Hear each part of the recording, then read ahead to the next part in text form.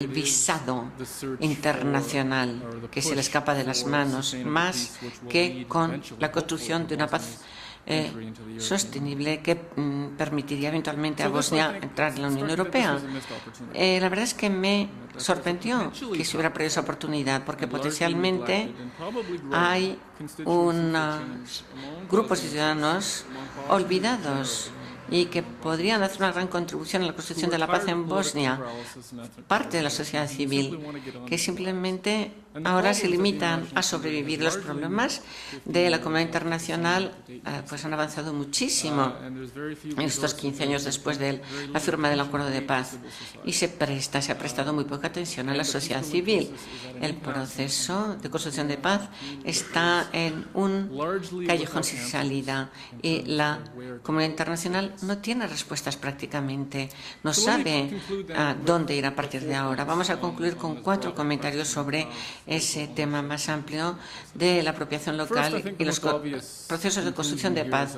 En primer lugar, la conclusión más evidente es que es necesario saber lo que se puede conseguir o no en cada contexto y dentro de los calendarios convencionales para la construcción de la paz.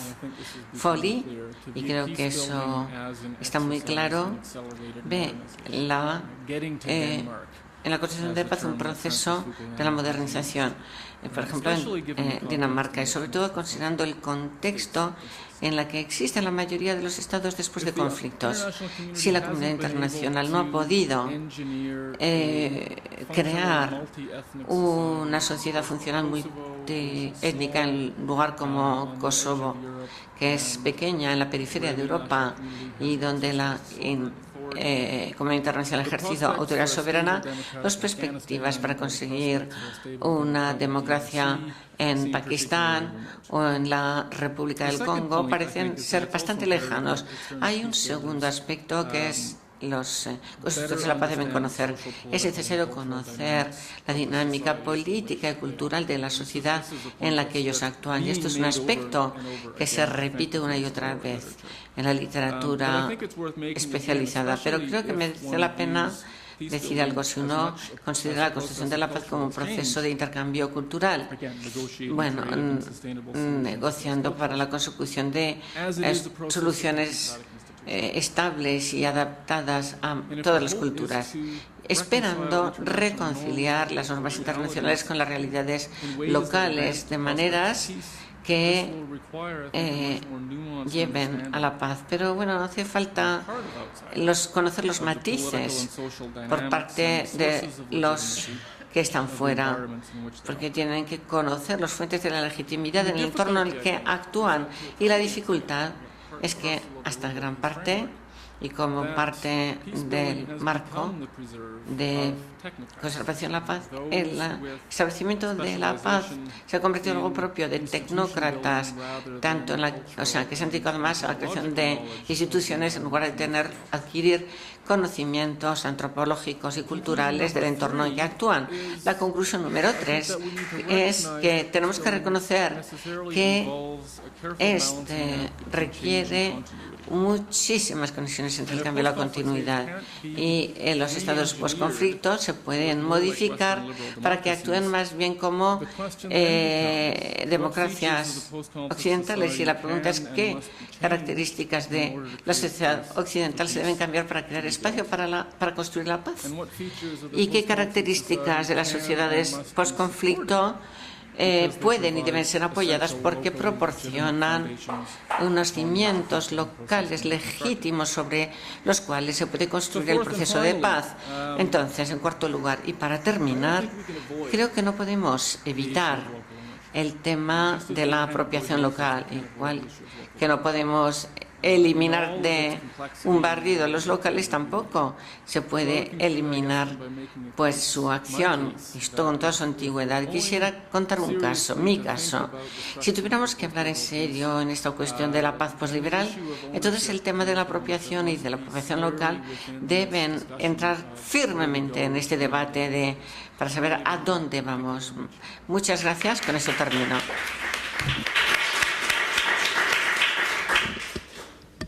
Bueno, pues abrimos un turno de preguntas, de debate.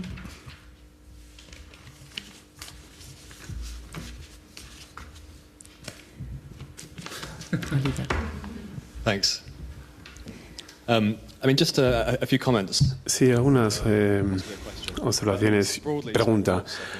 Bueno, por supuesto, en términos generales, para apoyar todo lo que ha dicho, que es sin duda importante. Su descripción de los bosnios me recuerda, teniendo en cuenta la situación actual de desilusión, marginación, etcétera, me recuerda un poquito al electorado inglés, que es donde también yo tengo, donde tengo mi inspiración para lo que es el proceso de paz sobre el terreno. Es que vemos que generalmente cuando se habla de la apropiación local como algo que está contextualizado dentro del Estado y a nivel más bajo también, pero lo local es transversal, internacional, tiene una serie también de representantes que son tan libres como muchos de nosotros y que tienen unas experiencias incluso más diversas, porque han experimentado, tienen muchas más experiencias más diversas que nosotros en Occidente, y que ven parte de este sistema de desarrollo, han vivido parte de este desarrollo y también de construcción de paz. Así que va más allá del Estado, y por eso creo que la apropiación local dice que nos presenta que tenemos que trazar líneas, demarcarlas, y al final estamos hablando de agencias. Al final hay que hablar de agencias locales o de comunidad, o de ser derechos, dignidad o necesidades materiales. Y entiendo que eso es un poquito hablando del electorado inglés, ¿cuáles son los planteamientos clave que marcan la pauta de la política en Inglaterra hoy por hoy y que hablan y de cara a estrategias de construcción de paz? Una cosa que nos preocupa primero es el fracaso de la democracia. Es decir, el sistema democrático que tenemos en Inglaterra hoy realmente es representativo, o está encauzado en un sistema histórico de representación que ya no refleja la sociedad contemporánea. Y también, por supuesto, hablando del sistema económico que tiene sus intereses en este sistema. Entonces, yo creo que si una de las claves de la paz liberal es tener un debate sobre la representación en economía, etcétera, ¿qué podemos decir de un proyecto, o transferir un proyecto de construcción de paz? ¿Cómo se va a percibir? Por ejemplo, en Timor. Yo he hablado con timorenses que dicen que el capitalismo... ¿Quién quiere el capitalismo? Mirad lo que has hecho. Mirad cómo lo que has hecho vosotros ha fracasado. Nosotros lo que queremos es un estado de bienestar. Y esto me lleva al siguiente punto. Creo que hay cierta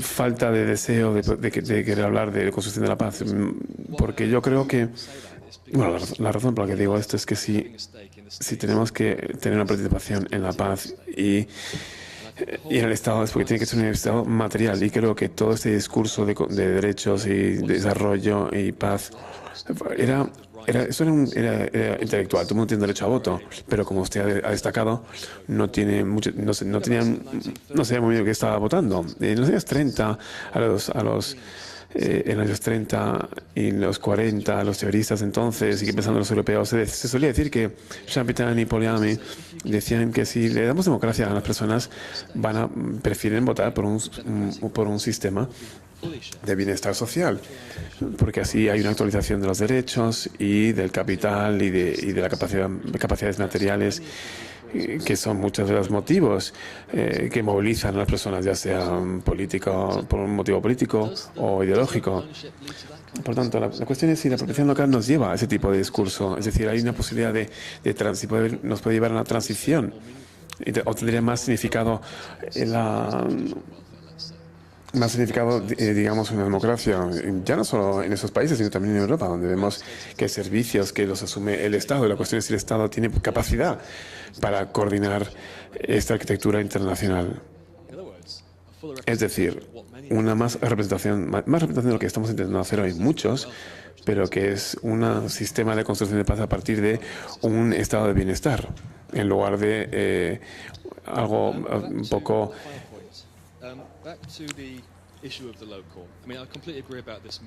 como un puzzle, digamos. Y también volviendo a lo que es el tema local e internacional, creo que es muy importante tener en cuenta también el poder histórico que está ya imbuido dentro del sistema, sea por un factor local o por la economía global o por la élite local, o ya sea porque aquellos que se han inventado el sistema, que definen por dónde el flujo del comercio, poder, etcétera. Es decir, estamos pidiendo mucho si queremos que la construcción de la paz llegue a un nivel local, y hay que destacar esas incoherencias a nivel internacional y hay que destacarlas y matizarlas. Además, hay que ver cuáles son las diferencias a nivel local, hay que verlas, quizás incluso plantearse distintas formulaciones ideológicas, incluso las formas sociales de democracia, neoliberalismo. No sé si nuestros legisladores que se enfrentan con esto todos los días, si realmente están preparados para una respuesta en ese sentido. Y si no es el caso, ¿qué podemos hacer?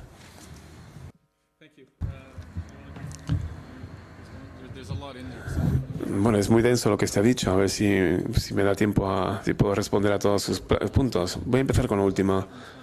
Ya hablamos de esto brevemente en la pausa para el café. Es posible, yo creo posible quizás que uno de los motivos por la cual los legisladores no quieren hacer frente o hablar más de esta crítica a la construcción de la paz actual es por las consecuencias, lo que esto supone en cuanto a, por ejemplo, los donantes. La idea de tener que ir más allá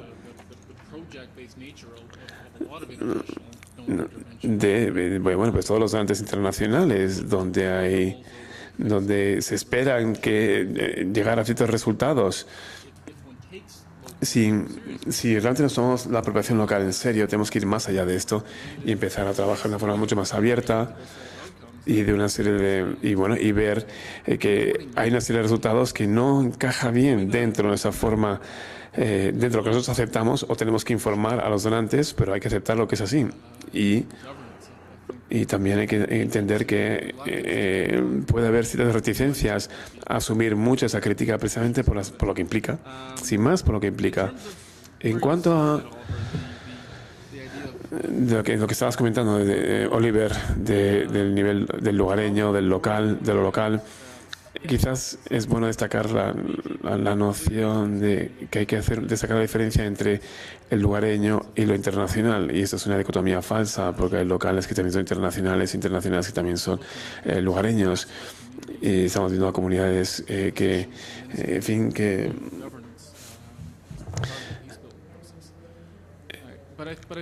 comunidades enteras que participan en esto y dentro del proceso de paz. Y creo que siempre yo creo que podemos aferrarnos a este concepto dentro de un marco más general de lo que es lo internacional y lo lugareño o lo local.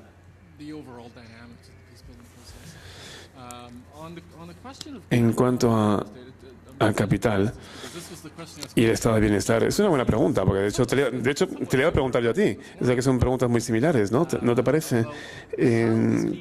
Cómo ese proceso de mediación del que usted hablaba esta mañana, cómo se desvela y revela los procesos de reformas económicas. Y si la mediación entre lo local y lo internacional que usted ha sugerido puede, de hecho, tener un resultado positivo. Y si esto realmente funciona dentro de un entorno local, o si esa articulación de lo económico a nivel local e internacional más tarde o temprano se traduce en una profundización de la corrupción, crimen organizado, o si realmente se puede traducir a unos resultados más positivos para los lugareños a nivel local. No sé si yo no tengo una respuesta a la pregunta, no sé si usted la tiene, pero me sorprende ese concepto, esa idea de lo que es articular lo local y lo